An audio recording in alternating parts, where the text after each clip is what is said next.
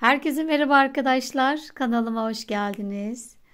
Evet, bugün çizgi film kahramanımız Chrome'nin bugün 3. bölümünde dikişlerimizi yapacağız. E, Daha sonra elbisesini örüp videomuzu bitireceğiz. Şimdi hemen dikişimizi yapalım. Şu saçlarımızı iki yanlarını dikelim. Şöyle ben bir yerini belirledim. Sizlere de sayılarını vereyim. Ara sık iğnemiz 12 tane arkadaşlar. Şöyle tam ortayı buldum.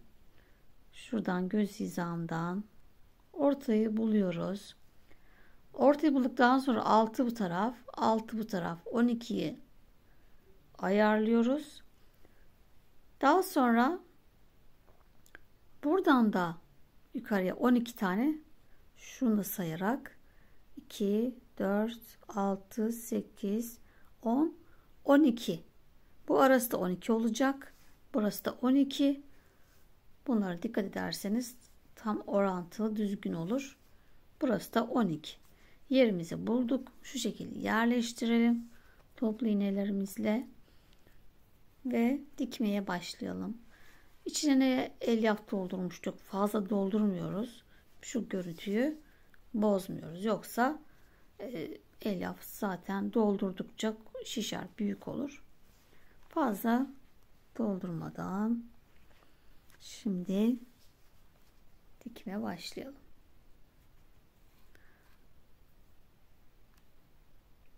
Bir kafaya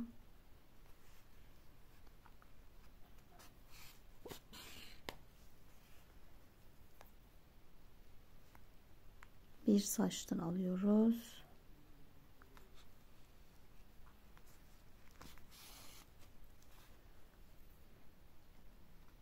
Tekrar bir kafa.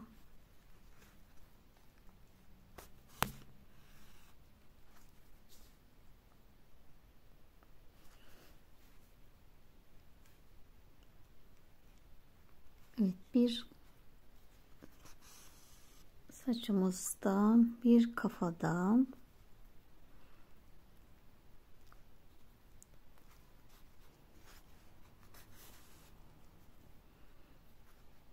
hiç atlamadan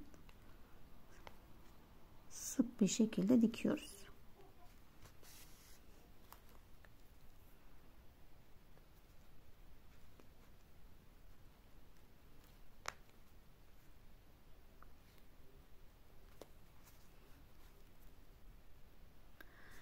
Evet, iki parçamızı da diktim arkadaşlar. Şimdi şu peruğumuzu dikelim. Normalde bir şey olmaz, çıkmaz ama yine de şöyle bir tutturalım. Burada ipimizi uzun bırakmıştık.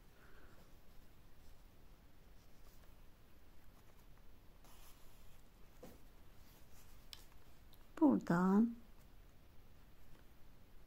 hemen bir sık iğne geri gidiyorum. İleriden çıkıyorum. Bakın gayet seyrek yapacağım. Sık yapmaya gerek yok. Şöyle bir tutturmak amaç. Bir sık iğne geri gidiyorum. İleriden çıkıyorum.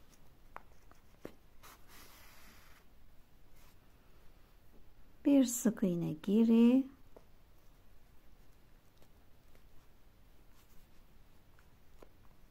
İleriden çıkıyoruz.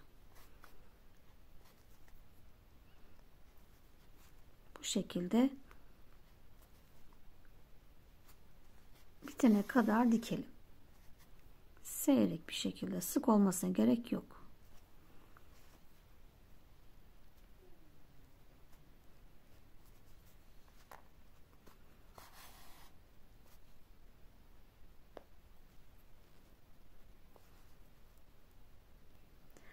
Evet, dikişimi tamamladım arkadaşlar. Şu öndekine diktim. İnce bir iple. Bu da aynı şekilde diktim. Ve şimdi de şurada bir kurdelamız var. 2 tane. Birinciyi yaptım. Şimdi ikinciyi beraber yapacağız. Pembe rengimizle. İpimizi önce bir sabitleyelim. Evet. 7 tane zincir çekelim. 1, 2, 3, 4, 5, 6, 7 zincir. Bir atlıyoruz. İkinciye batalım. 6 tane zincire tek batalım. Şu ipi de şöyle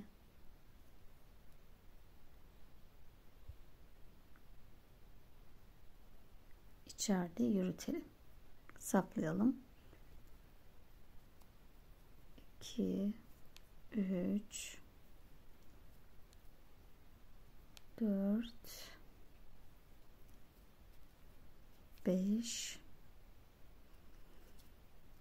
ve 6 tane zincirimize tek battık sık iğne olarak. Şimdi bir zincir çekip dönüyoruz. Yine 6 tane sık iğne yapalım.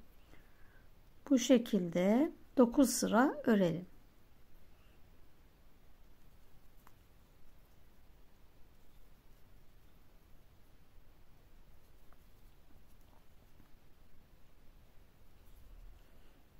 Evet, yine bir zincir dönüyoruz. 6 sık iğne.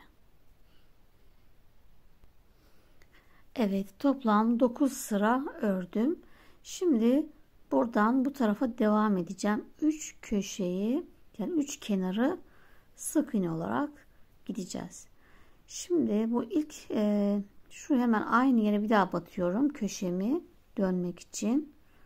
Bundan sonra her ilmeğe bir tane sık iğne, köşelere 2 tane yapacağız dönmek için.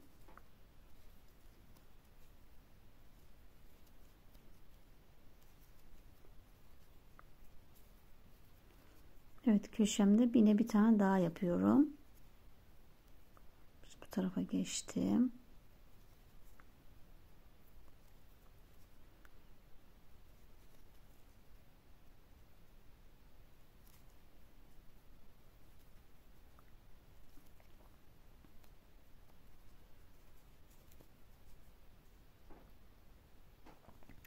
Evet, köşeme geldim ve yine 2 tane batıyoruz. Aynı yere 2 tane. Yine diğerlerine 1 tane.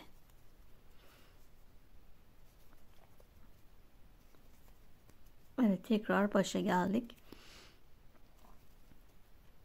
Buraya kadar 3 kenarı örüyoruz. Buraya gerek yok. Şimdi ipimizi biraz şöyle uzun keselim. Hem dikeceğiz hem şekil vereceğiz. Şöyle iğnemizi takalım.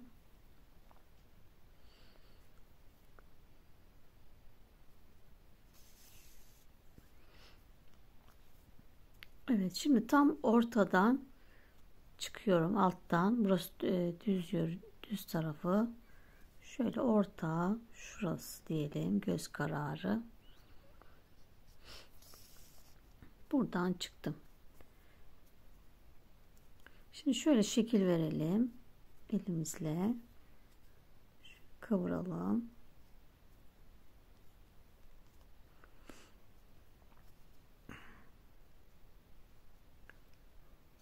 İğnemizle de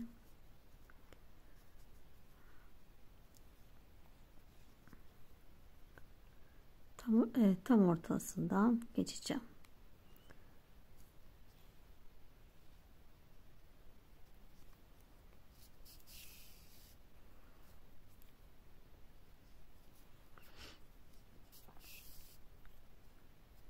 Evet, şimdi bunu şöyle 5-6 defa doluyoruz.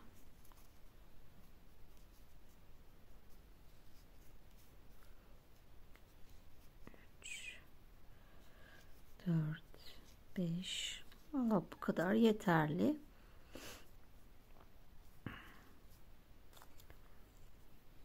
Arka ortadan çıkıyorum. İpin içinden çıkıyorum. hemen yanına batıyorum. Tutturuyoruz burayı.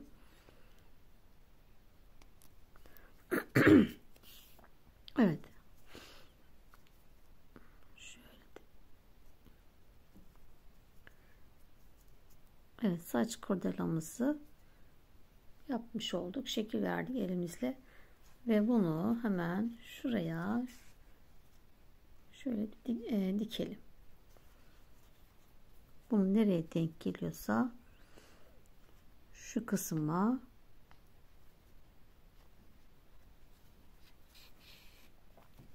şu ipinden içinden geçiyorum.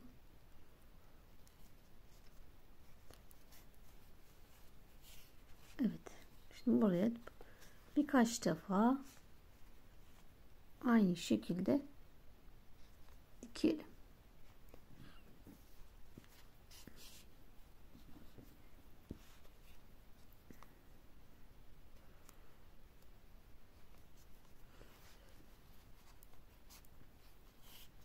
İsteyenler silikon tabancayla da dikebilirler.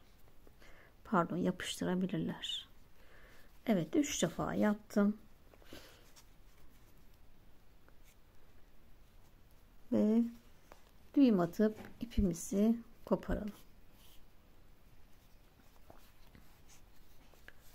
Böyle güzel oldu değil mi? Hemen şuraya bir düğüm atacağım.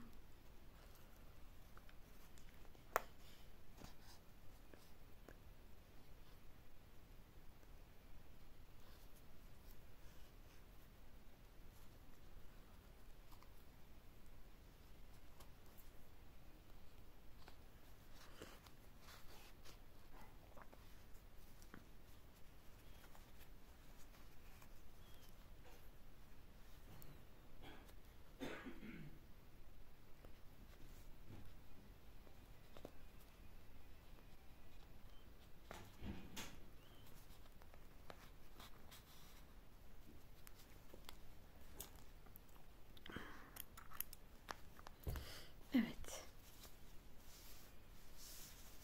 Bu şekilde yapmış olduk. Evet, artık kafamızı dikelim. Evet, kafa ve boyun arasına şöyle bir tel takacağım arkadaşlar. Elektrik teli. Elektriklerde bulabilirsiniz veya içerisine elektrik borusu olabilir veya tükenmez kalemin bitmiş tükenmez kalemin dışı olabilir. Bunun gibi aklıma bunlar geldi. Bayrak borusu olabilir. Şöyle yerimizi açıyoruz. Ben elimde şu an bunu buldum. Bu geldi elime. Ve tel takacağım. Şu şekilde kafamı da parmağımla açıyorum. Şimdi yerleştiriyorum. Şimdi bunu güzelce dikelim. Evet, elbisemiz için 36 tane zincir çektim. Bu arada koyu rengi geçtim arkadaşlar. Kafamız açık renk lila, bu da koyusu mor. İsterseniz siyah da yapabilirsiniz. Elinizde hangileri varsa farklı renklerde yapabilirsiniz. Şimdi 2 tane 36 zincir çektim. 2 zincir atlıyorum. Tığın üstüne aldım. Üçüncüye batıp çıkıp hepsini bir kapatıyoruz. Tekli trabzan yapıyoruz. 5 tane tekli trabzan yapalım. Yani HDC. 1 2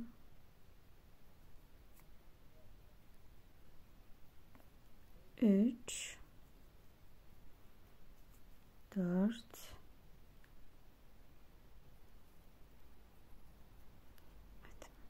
Evet, 5 tane tekli trabzan. Altıncıya çift batalım. 1 ve aynı zincirin içine 2 tane trabzan yaptık. 5 tane tek batalım. 1 2 3 4 5 tekrar bir tane çift batıyoruz. Arttırıyoruz yani. Evet, 10 tane tek batalım. Evet, 10 tane tek battım. Yine bir çift.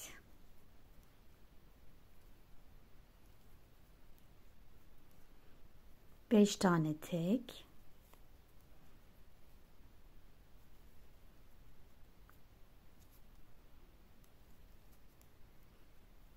Üç, 4 5 tekrar bir çift. Şu ipi de arada yürütelim. İpimizi saklayalım.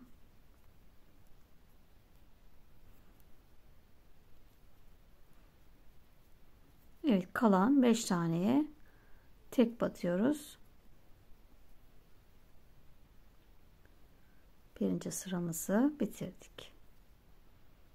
Şimdi bir tane düğme deliği açacağız.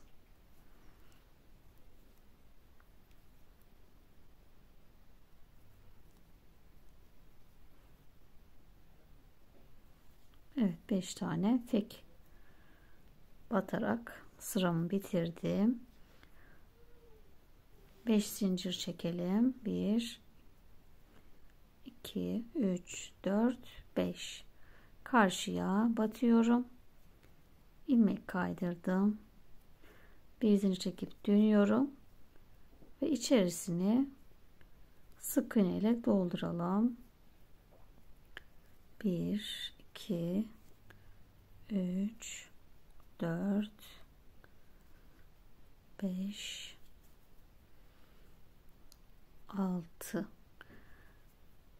düğmenizin boyuna göre de daha da zinciri büyütebilirsiniz. Düğmeniz daha büyük de olabilir. Evet. Şimdi birinci sıramı tamamladım.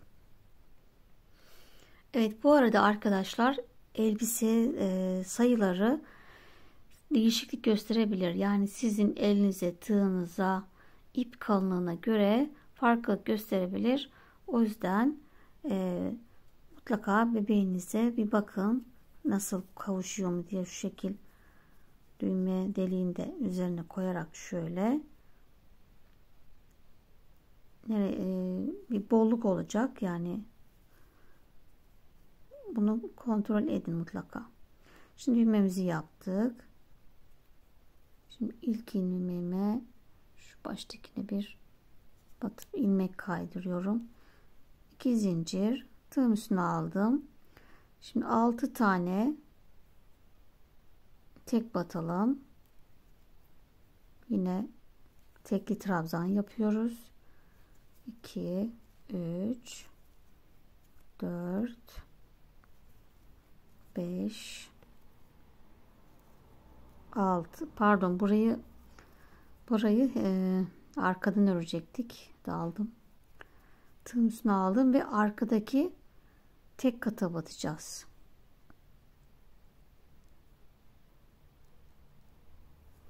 Şöyle arkadan, arka lobtan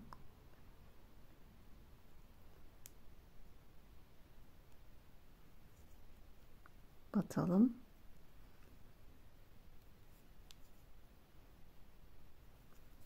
Evet, 6 tane tek batıyorum. Arka BLO'dan.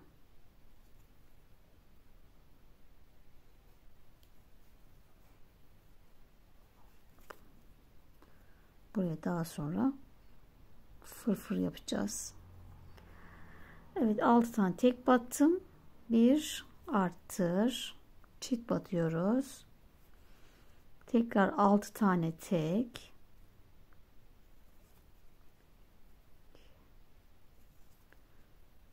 3 4 5 6 bir çift, aynı boşluğa 2 tane, 11 tane tek batalım.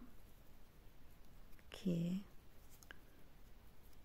3 Evet, 11 tane tek battım. Yine bir arttırıyoruz. Evet, çift battık. 6 tane tek.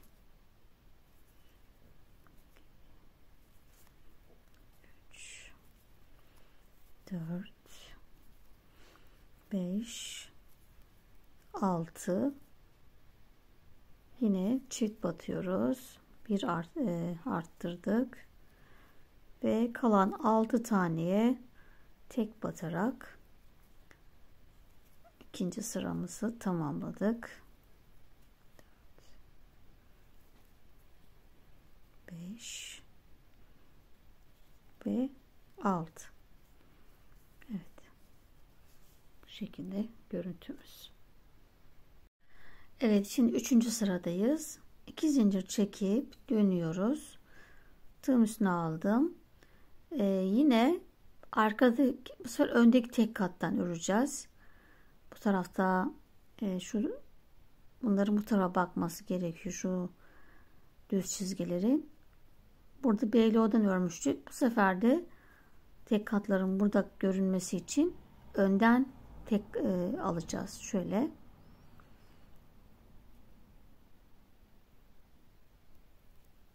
Şimdi yine HDC olarak 8 tane 1 2 3 4 5 6 7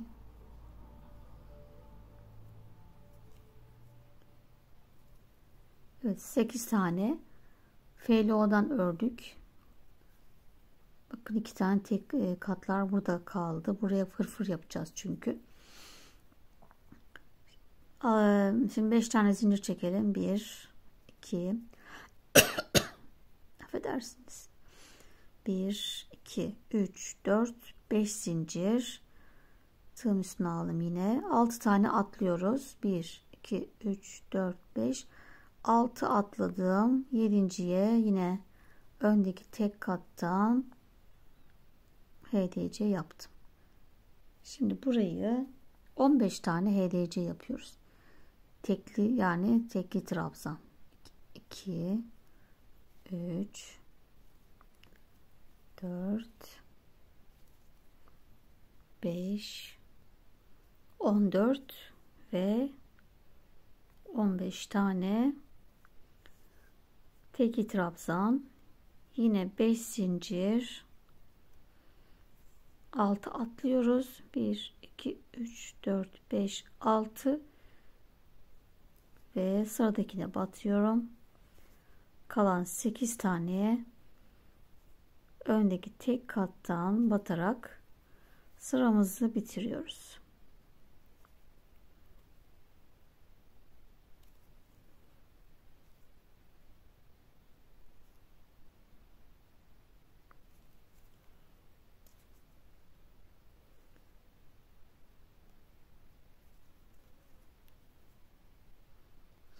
Evet, 4. sıramızdayız. 2 zincir çekip dönüyorum ve 6 tane tek batıp şu an normal batıyoruz.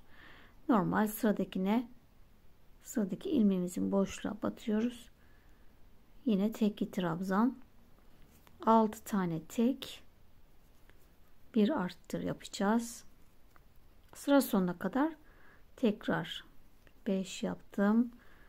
Evet, 6 tek, bir çift, yani bir arttır. Tekrar 6 tek,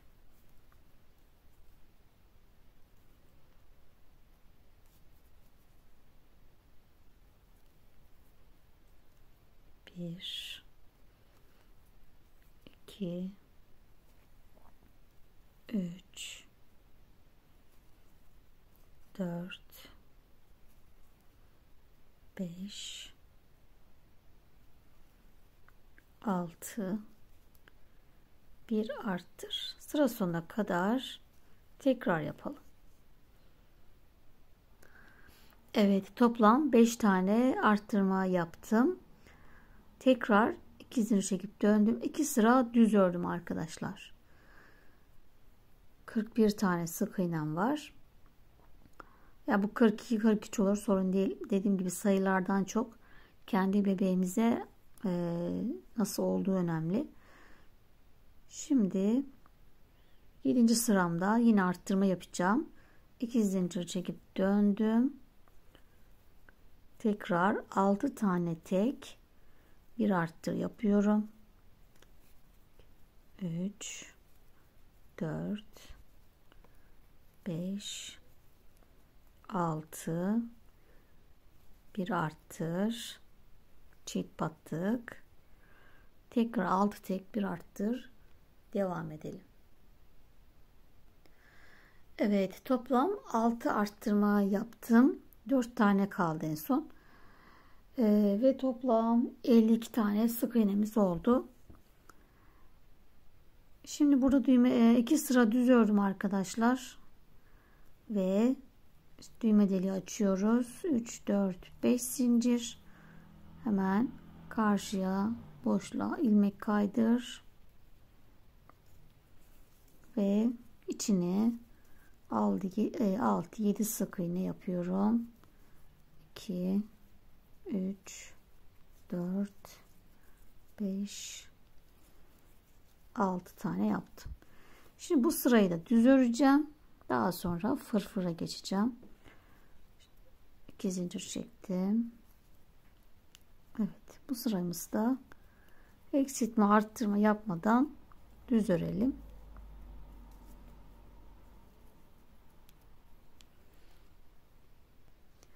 Evet, 10. sıramızda düz ördük.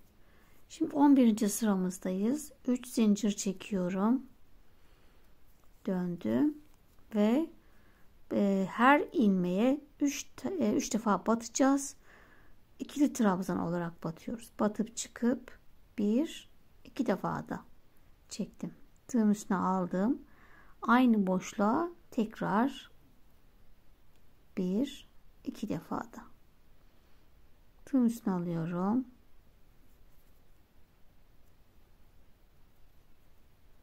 Ve aynı boşluğa tekrar ikili trabzan. Tığın üstüne aldım. Sıradaki ilmeğimize 3 tane ikili trabzan. 1 2 ve 3. Peş peşe 3 tane yaptık. Tekrar 3 tane. Sıra sonuna kadar her ilmeğimize 3 tane ikili trabzan yapalım.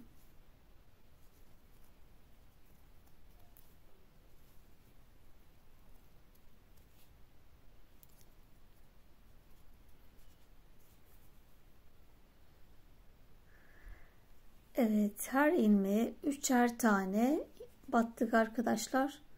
3 3 3 şeklinde. Daha sonra 3 sıra düz ördük. Eksiltme arttırma yapmadan her birine tek battık. Şimdi 4. sıramızda da yine hepsini düz öreceğiz. Sadece FLO'dan öreceğiz. Pardon, BLO'dan öreceğiz. Bir dakika bakalım. Böyle çevirdiğimde şimdi buraya fırfır yapacağımız yer olduğu için burası elbisemizin ön kısmı. Şimdi buradan çevirdiğimde şöyle BLO'dan öreceğiz arkadaşlar. Arkadaki tek kattan. Sıra sonuna kadar yine her ilmeğe tek batıyoruz. Sadece arkadaki tek kattan örüyoruz.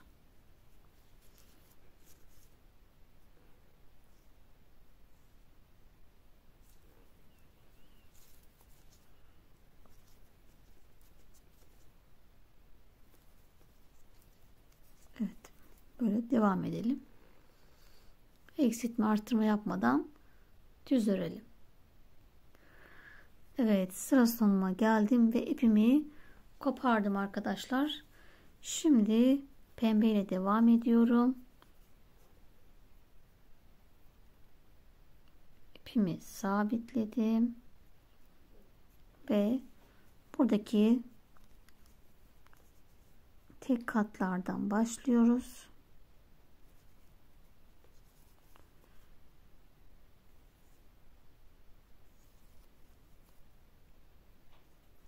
İki zincir çekiyorum ve buradaki tek katlara aynı şekilde her birine tek batıyorum.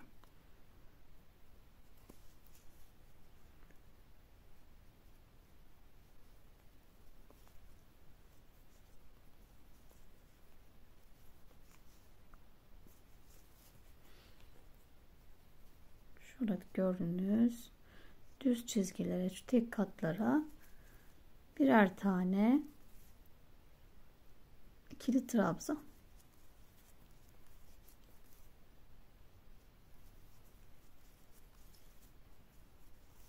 Bu şekilde. Ya da bu taraftan başlayalım da düz olsun. Şu taraftan başlayayım. Tersine geldi çünkü. Örneğin tersi. Evet. Buradan başladığımızda elbisenin önüne doğru gelmiş oldu. Düz kısmı. Evet, sıra sonuna kadar her ilmeğimize tek batalım. Şuradaki tek katlara batıyoruz.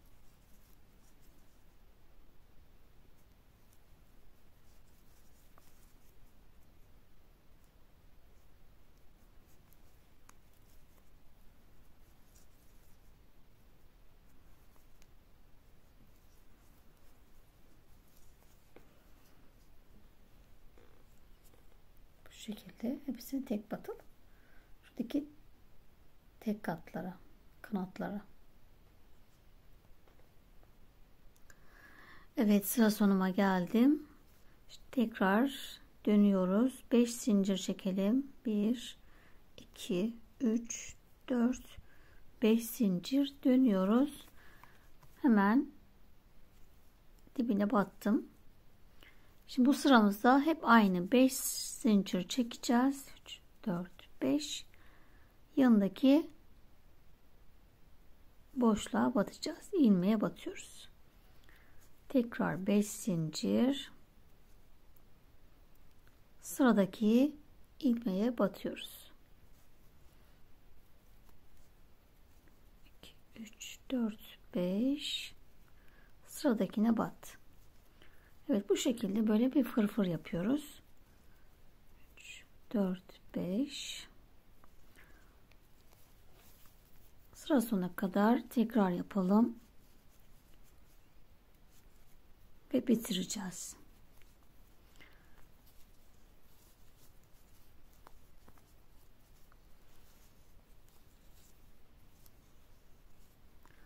Bu çok büyük oldu bence.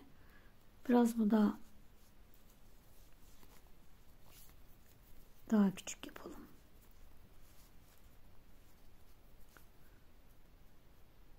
Bir 3 deneyelim bakalım. 3 de küçük mü olacak? 2 3 1 2 3 1 2 3 Evet. 3 daha iyi oldu. Şöyle daha pıtır pıtır. Evet, 3 zincir çekip yanındakine batalım.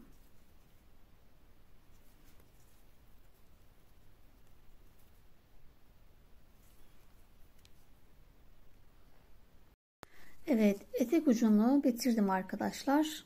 Şimdi yaka kısmındaki fırfırlar yapacağız. Şöyle döndürdüm. Düğme tarafından oradaki düz çizgi yapmıştık ya, onlara batıyoruz. Yine 3 zincir beyazla yaptım. Şurada da göstereyim tekrar. Şurada tek katlar yapmıştık ya, BLO'ları. Bunlara 3 zincir, sık iğne, 3 zincir, sıradakine sık iğne.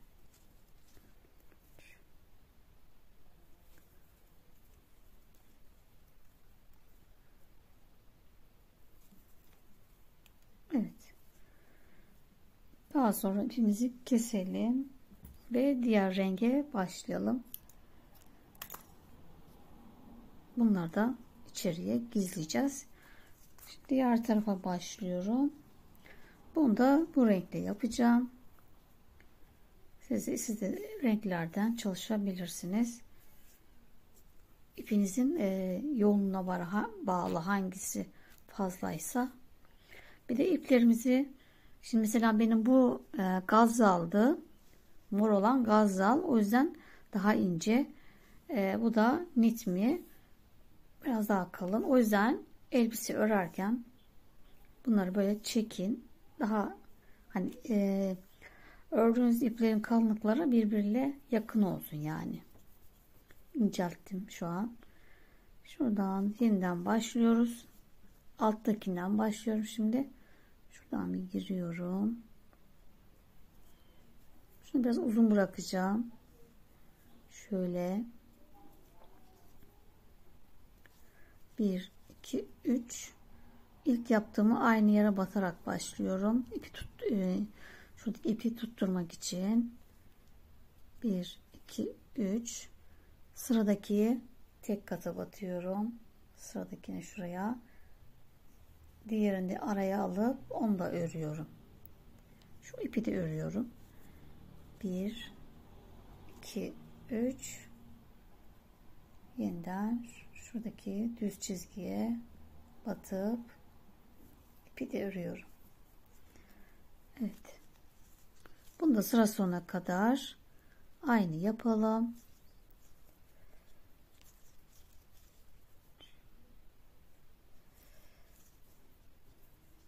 Evet. Bunu böyle devam ediyorum ben. Evet. Elbisemin fırfır kısmında bitirdim arkadaşlar. Şimdi bir de kuyruğu varmış krominin. Onu da hemen yapalım. Şu şekilde ben arttırma yerini yaptım. Şuradakiyle aynı olacak. Saç kısmındaki arttırışımız vardı biliyorsunuz. Bununla aynı yapacaksınız. Ta ki şeye kadar 2, 4, 6, 7 sıra hep arttırıyoruz. En son şurası sıra başımız. 2, 4, 4 tek bir arttır, 4 tek bir arttır, 4 tek bir, 4 tek bir arttır yapıyoruz. Şimdi evet, şimdi buraya iki ucu kapatalım. Buraya ve karşıda denk gelen sık iğneye batıyoruz. Sık iğne ile kapatıyoruz.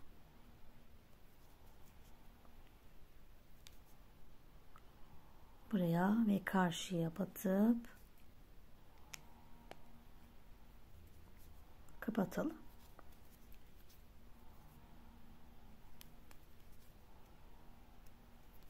Böyle üçgen bir görüntü yaptık.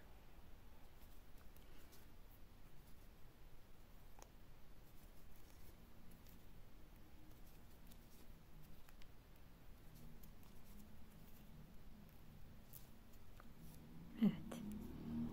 Bu şekilde bitirdik. Şimdi şöyle dönelim ve ortadan 3 tane sık iğneyi ayarlayıp bunu öreceğiz. Oraya kadar ilmek kaydırıyorum. Yani ipimi koparmak istemiyorum bir daha. Yeni ip takmamak için. İlmek kaydırarak ilerleyelim. 2 3 4. Evet. Ortada 3 tane ayarladım. 4 ilmek kaydırdım. 3 sık iğne ördüm.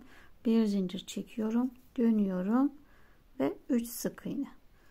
Bu şekilde istediğimiz boya gelene kadar hep bir zincir çekip dönüyoruz ve 3 sık iğne örelim.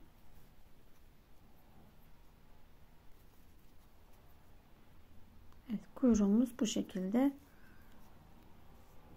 Devam edelim. Evet, kuyruğumuzu toplam 22 sıra ördüm arkadaşlar. Ve biraz dikecek kadar da ipimi uzun bıraktım. Şimdi böyle de bırakabilirsiniz. Ya da tam şuradan şu şekilde dikebilirsiniz. Ben ince ipin katını ayırdım. İnce iple şuradan bir dikeceğim. Şöyle katlıyorum.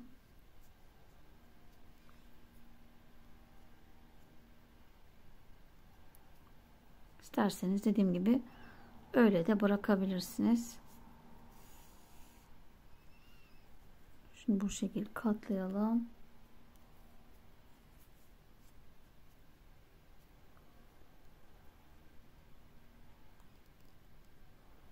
Karşılıklı dikelim. Çok da önemli değil. Kuyruksuz da olur arkadaşlar. Biz de fotoğrafa uyalım diye kuyruğunu yapıyorum. Olmasa da olur.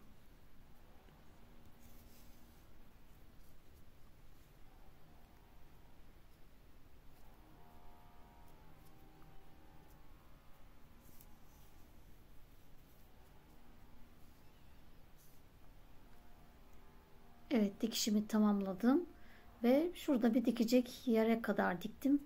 Tamamen dikmedim. Şuraya bıraktım dikmek için. Bunu da şimdi şu tam şöyle ayarlayalım. Yerimizi şöyle ortalayalım. Buraya dikelim.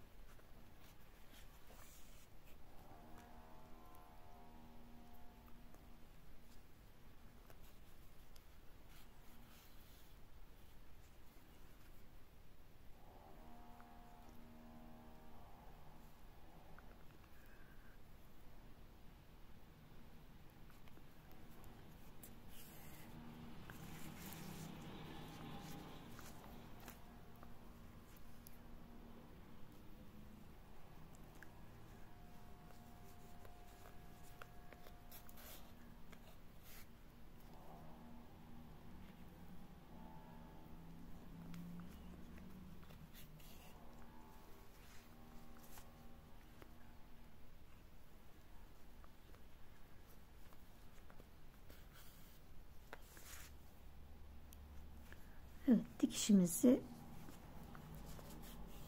bu şekilde diktik. Şöyle düğüm atalım.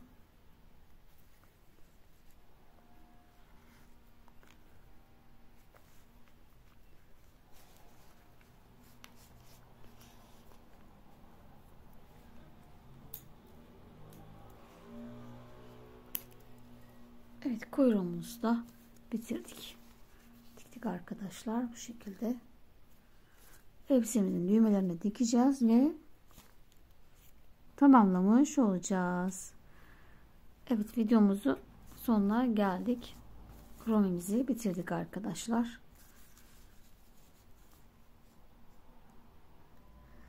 Evet, kromimizi tamamladık arkadaşlar. Ve çok tatlış bir bebişimiz oldu. Kanalıma abone olmayı, yorum ve beğeni yapmayı da unutmayın arkadaşlar. Tekrar başka videolarda görüşmek üzere. Hoşça kalın.